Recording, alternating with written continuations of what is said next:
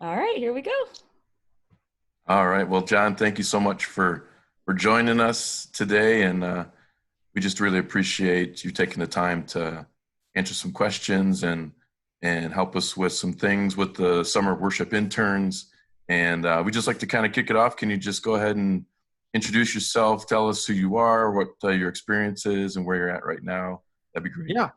So my name's Jon. I am a worship pastor at 242 Community Church in Taylor, Michigan. So we have 7 campuses all over Michigan, and ours is one of the new 3. We decided why not launch just one church? Why don't we do 3 in one week? So we did, and so that was a lot of fun. Yeah, I've been at 242 Community Church since pretty much the new year. So right when 2020 started, and then we had like 3 services, and then we went online because of COVID. So that was pretty interesting. But yeah, before that, I've had a kind of an interesting background. I've been doing worship since I was in high school.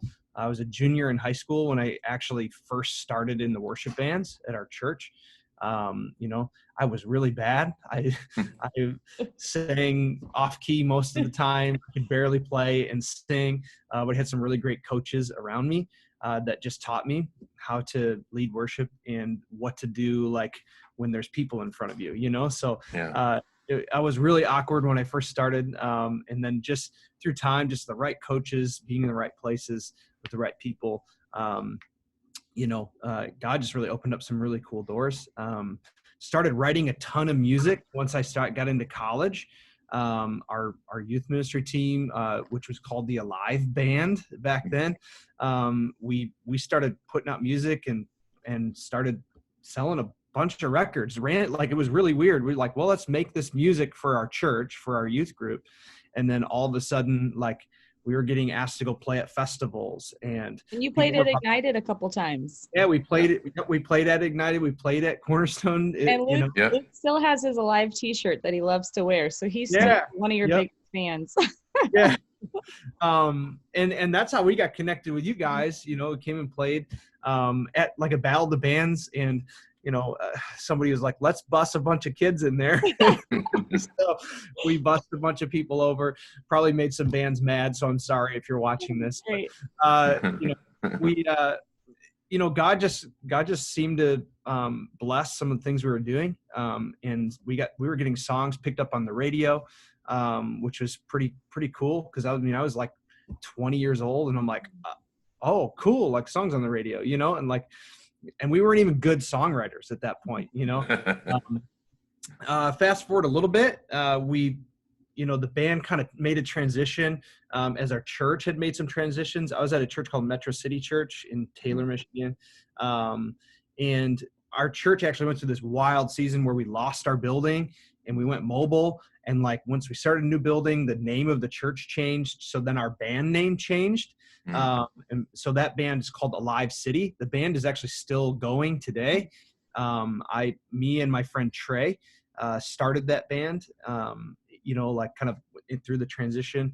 And once again, God just seemed to bless it. And we were getting songs on the radio. We were playing festivals all over the country. And then, we ended up, my wife and I, after some time, we had some kids. They're our wild 3 girls, we ended up moving to Oklahoma at Life Church in Oklahoma City with Pastor Craig Rochelle. Cool. Wrote a bunch of music out there. I wrote about 50 songs for the church in a year. Nice. And some of those are being used now over there. And so that kind of brings us to today.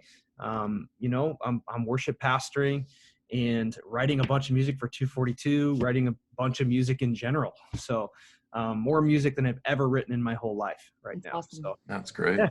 Yep. That kind of great. is the somewhat short version of my background.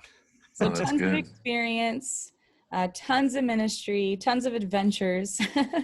So really we could talk about a whole lot with you, but kind of one of our main focuses is we love to just talk about songwriting with you.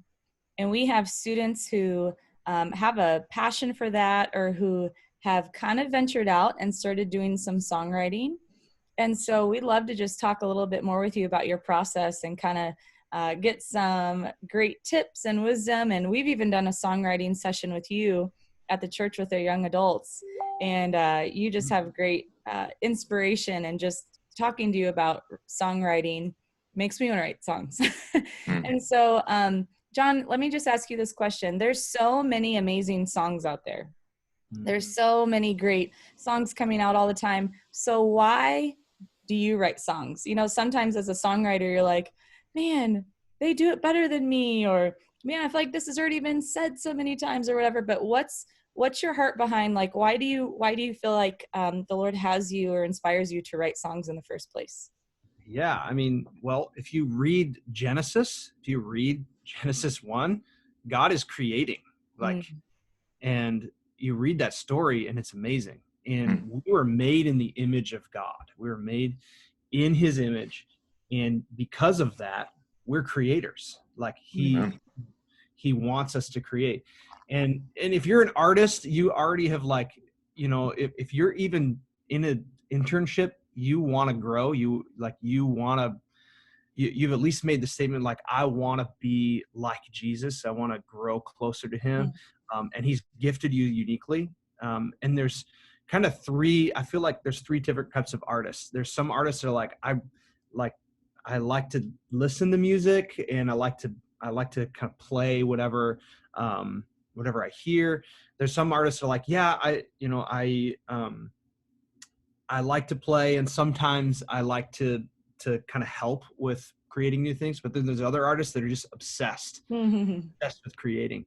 And so, you know, like for me, like, why? One, it's because I was creating the image of God. Like, God is a creator. And he also says in Psalms, like, sing a new song unto the Lord. You know? Like, think about this, you know, in our church services, if we were still singing Mighty to Save, if we were still singing, you know, like Oceans over and over and over every week, like, we're not in heaven yet. So, like, the songs kind of get boring after time. You know, when we get to heaven, who knows, like, those songs might just be amazing and we're going to be singing those for eternity. But like, on this side of eternity, like, God is asking us to create new things, because he's always doing something new. He's always doing something great and creative, and especially in your church. So, like, you can sing elevation songs, but those songs are from them. Those songs are their people. God wants you to sing your song. And so where you're at, like, your church might be going through, or your ministry may be going through something that's very unique to your ministry. Maybe a pastor leaves, maybe somebody's sick in your ministry, and they don't need to sing a Hillsong song. They need to sing your song. That's good. So I was always really inspired by Desperation Band back in the day. I don't know if you know who they are. If you know, I haven't heard anything from them recently, but they were just so good at writing what God was doing in their ministry. And it always inspired me. So that's why I write. I just, whatever's in me, I want it to come out, because I want to reflect my Savior. You know? That's awesome. What are some of the things that, like, where do you get your inspiration from? Like, not every song is the same. So where do you get some of your ideas and inspirations from? Yeah, it's always changing. So when I first started writing music, like, honestly, I would just kind of try to just fumble around, play some chords. But then I remember, I don't remember who the quote is from. I think it might be Walt Disney, but he says, like, the greatest artists actually, like, steal. I think that's what, well, I can't remember who said it, but that quote just kind of stuck with me. Stealing it from somebody, so it's good. Yeah. So, that's like, right. Actually, like, when you listen to music, there's nobody's creating a new chord. They're not creating, like, a P chord, you know. There's so many chords in the guitar or the piano. So that's good. For me, it's like, okay, well, what I started doing, so here's some of my process. One process is, I'll give you kind of the different things I do. The first one is, if I'll go and find worship songs that were not hits, and I'll actually just go rewrite them. So like, I'll go, go find your favorite Elevation record, go find your favorite Hillsong record. There's probably 3 or 4 songs that were big hits every church played, but then there's like 8 songs that no one's heard of before. True. I ask myself, like, why wasn't that song a hit? Why didn't that song get picked up? And I'll actually pick up the guitar and I'll actually try to rewrite the song. Okay, That's cool. if I was working on this song with them, what would I have done to make this hit harder? And then now through that, you're going to change the melodies, but I'll just keep the chords the same. I'll keep the chords the same or change a couple of them around, change the key. So like in that instance, you're creating something new, but there's a starting point. So for me, when I'm writing, I always have to have a starting point. If you come in a group of people and you're like, let's write a song, and nobody has an idea, you're not going to create anything. Like, you're just going to sit there and be bored or come up with garbage, like, I think you have to have a good starting point. So that's one of my processes.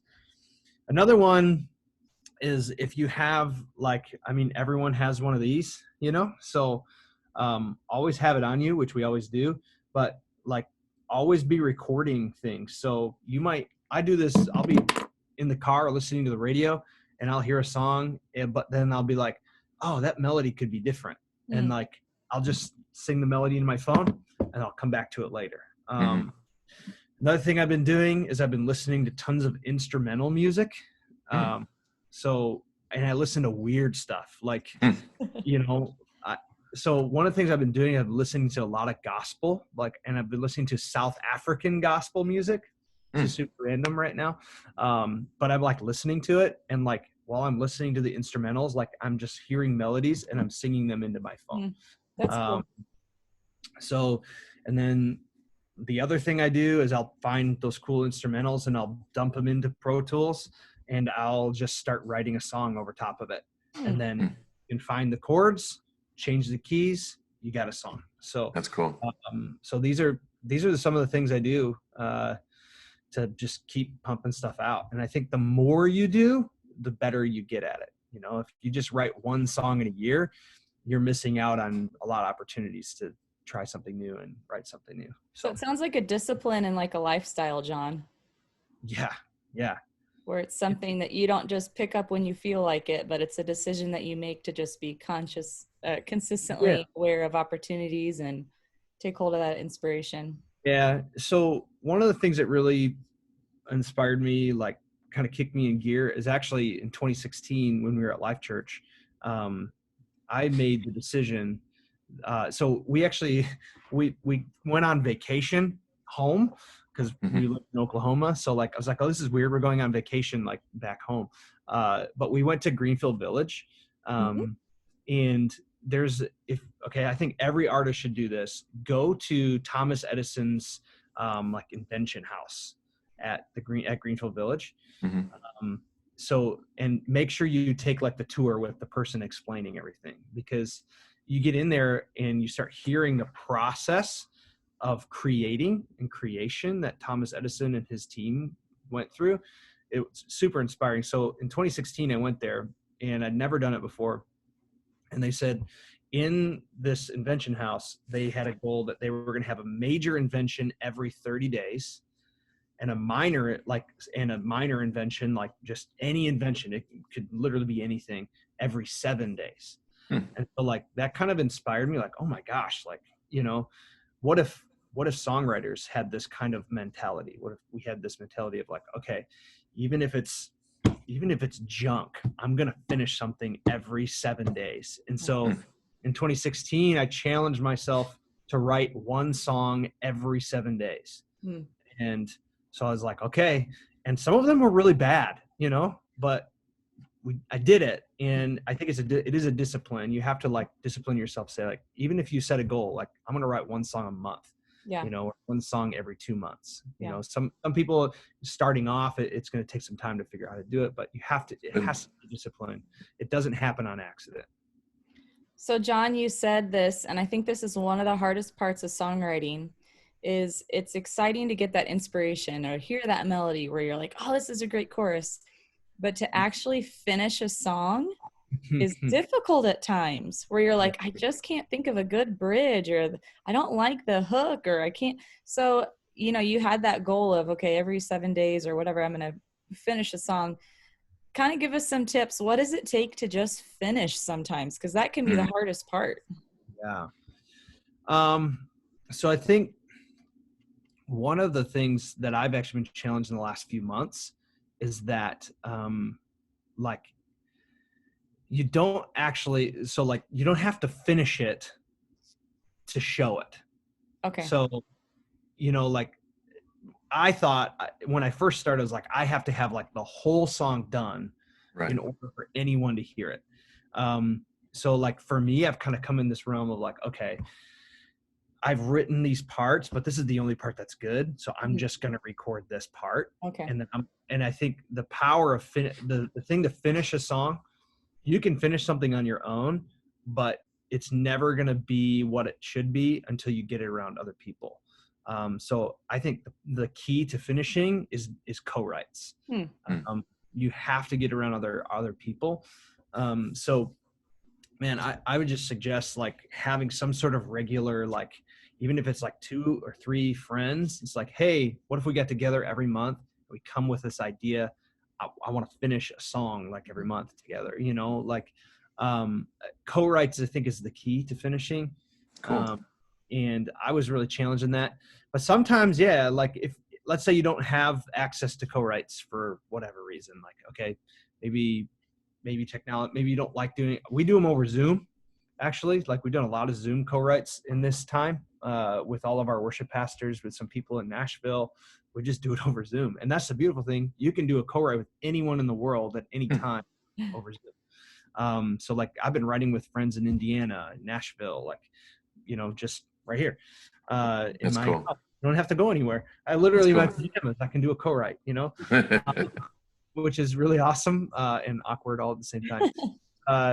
But yeah, co-writes, I think, is the main thing, but also just like, Bobby Grunwald at Life Church used to say this. He's like, if it's not done, you need to ship it. Just ship it.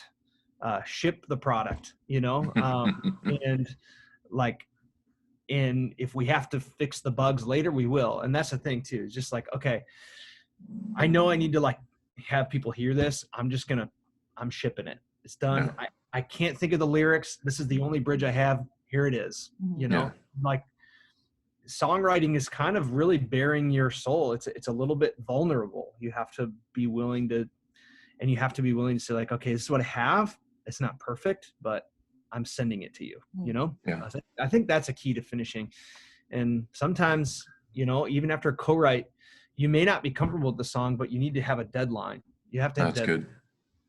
If you say, okay, by June 1st or July 1st, we're going to push this song to iTunes. So we're going to begin with this time, so, okay, here we go.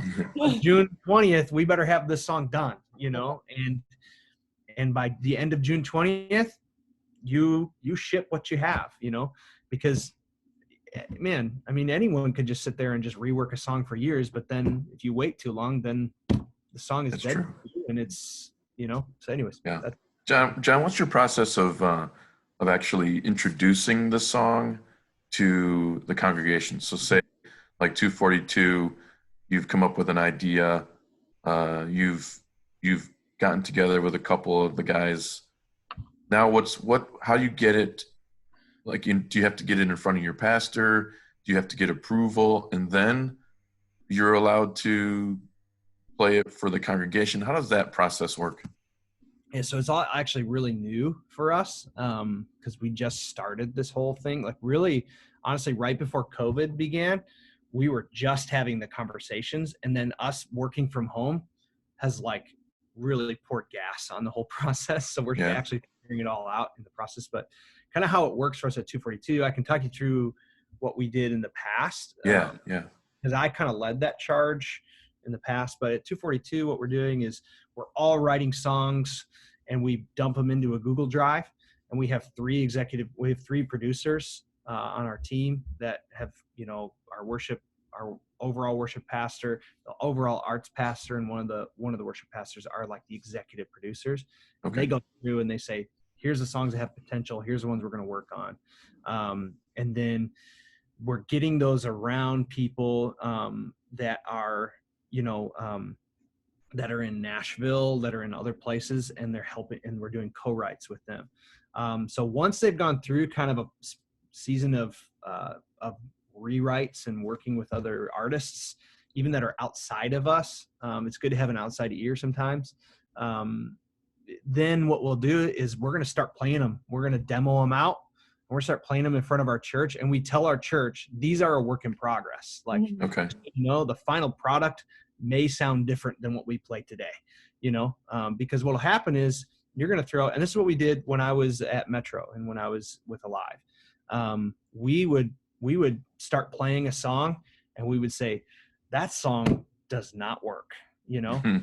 That song was really cool in the studio. We really liked it. But when we started singing it in front of people, especially if you're writing worship songs, you want response. You want people to sing with you.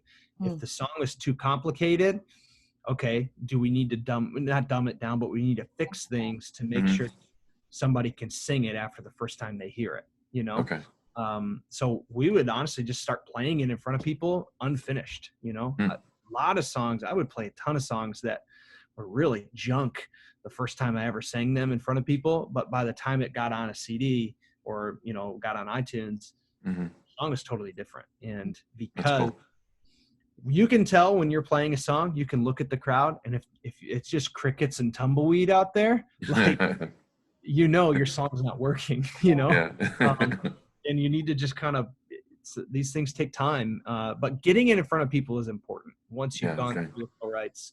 But don't be afraid to go and rework the songs, or just say, hey, that song was cool. We're not going to do anything with it. And you'll be surprised at the songs that take off. I remember this one song we did. It was called God Increase. And we all hated the song. Like, everyone in the band hated the song. And it is the song that made it on the radio.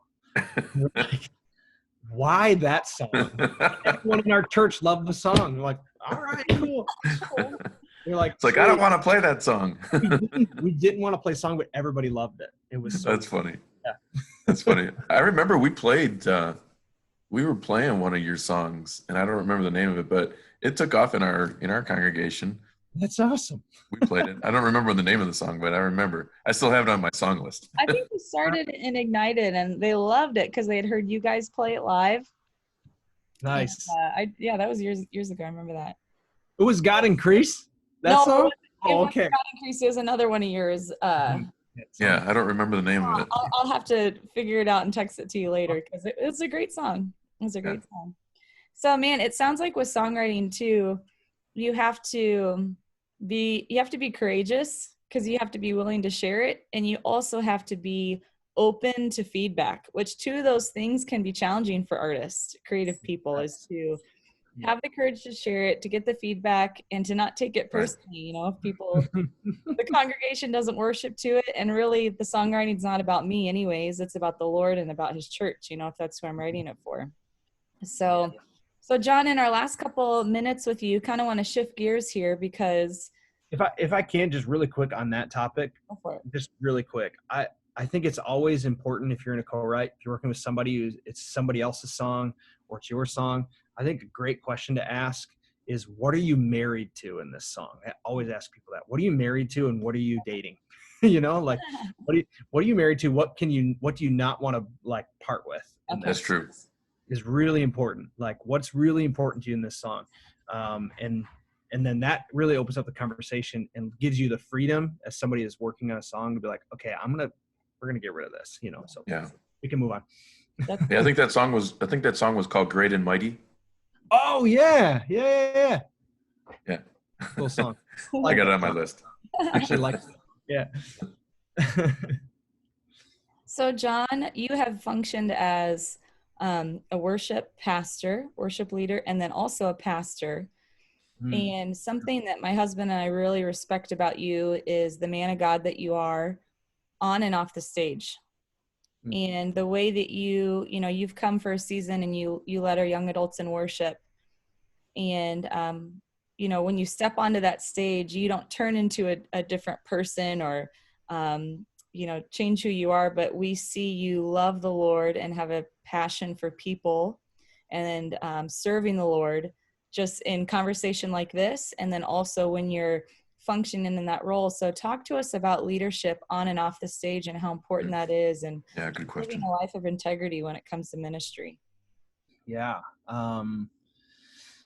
I think leadership on and off the stage, I think especially as worship artists, we have to remember that our time on the stage is probably less than 10% of our time off the stage. And what happens off the stage is basically going to direct everything that happens up there. So if you're not like in relationship with Jesus in your personal life, then like you have no authority. You have no like spiritual authority and leadership on the stage. If I think it is important. Like I've unfortunately seen so many people who are totally different on stage. Like they become Christians on stage, but they are far from God off stage. And honestly, like there's nothing more devastating to somebody who comes to your church to see that in their leaders. When like you can put on a great show, you can make people think you're a Christian, you can make people think that you're a pastor at heart, but if you don't genuinely care about people, like they find that out quick, and you can really devastate people. And man, like I mean, follow, like Jesus, just follow Jesus, what he says to do. I mean, I just think it's like what happens up on the stage should be an overflow of what's happening in your life, but also like even in the vulnerabilities, like I'm not saying you have to be perfect. Like even on stage, if you're like having a hard week, I'm not saying go tell everyone every deepest, darkest secret on the stage, but like be willing to be vulnerable in front of people. Like if you're having a hard week, like if you need grace, then like, and you're singing songs about grace, like feel that, let that work through you. Like be the same person. Like you're there, you just have a cool opportunity to be the one with the microphone or with the guitar. We're all together worshiping. And so like let whatever's happening in your world around you, like flow through. But integrity on and off that stage is key, because people will not follow you anymore if you don't have integrity off that stage. If you're out there, like, I don't know, just being an idiot, like, you can ruin the influence of your ministry, and no one will really take you seriously. And I've seen it, unfortunately. Yeah. No, it's good. No. Jen, any other questions that you had for Jon? Jon, is there any just final thoughts or things on your heart to just challenge or encourage or just share? Because I feel like everything you've shared is just so applicable, so helpful, and just the stuff that you're covering is very different from our other Zoom call that we had. And so just any final thoughts you'd have to share, we'd just love to hear from you. Yeah. I would just say, like, once again, like, this is something I had to learn. Like, don't let comparison stop you from creating. So like when you hear the song Rattle by Elevation, don't let it rattle you. Like, don't, oh, thank you. I'm getting some coffee from, hold on. And this is a key right here. Yes. If you're a middle schooler, you'll end up loving this someday. It's coffee, but or water. But like, yeah, don't let comparison like kill your creativity. You know, like, man, people are going to write great songs, and they're always going to write great songs, you know? But like, don't let that, and also don't let that keep you from singing what comes from you.